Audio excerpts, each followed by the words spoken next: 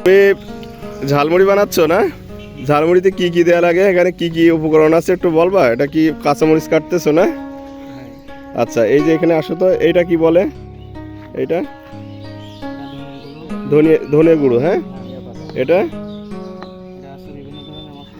বিভিন্ন ধরনের মশলা। হ্যাঁ, এটা ঝালের গুঁড়া।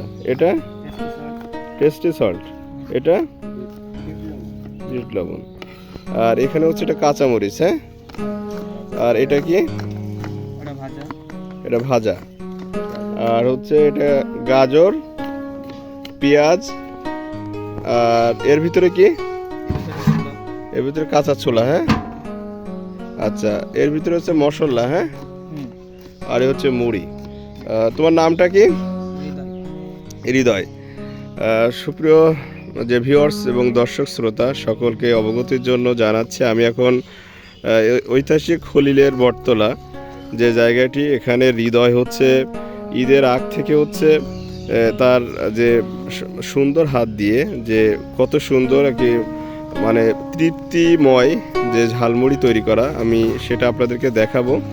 তো প্রথমত কাঁচামরিচ হচ্ছে কুচিয়ে নিয়েছে, গাজর এ করা হচ্ছে। হ্যাঁ, আচ্ছা, আপনারা আজকে সাথে থাকবেন যে শুরু থেকে শেষ পর্যন্ত।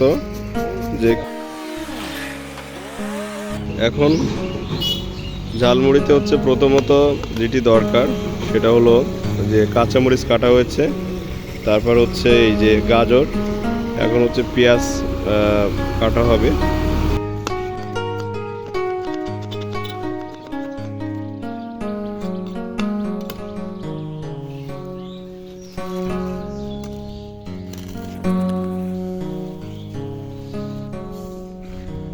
প্রথমে কি নিলে? মুড়ি।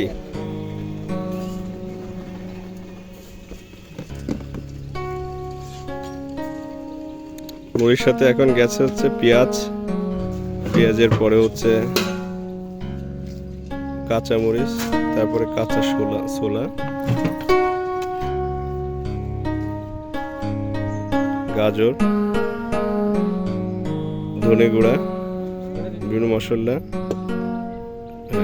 টেস্টি সল্ট যাবে। টেস্টি সল্ট দাও। দিতে বলছিস না?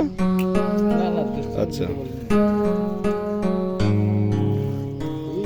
তো ভিউয়ার্স প্রায় মশলা এখনই দিবে, এবং মশলা দেওয়ার সাথে সাথে হচ্ছে স্পেশাল হৃদয়ের স্পেশাল ঝালমুড়ি বানানো প্রায় শেষ হবে।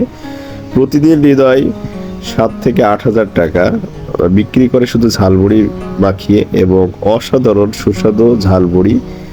আপনারা চলে আসবেন খলিলের বটতলায়, খলিলের পার্কে, যে খুব সুন্দর ঝালমুড়ি, এবং তার ঝালমুড়ির হাত অনেক ভালো। তো সকলকে ধন্যবাদ জানিয়ে আজকের ভিডিও শেষ করছি।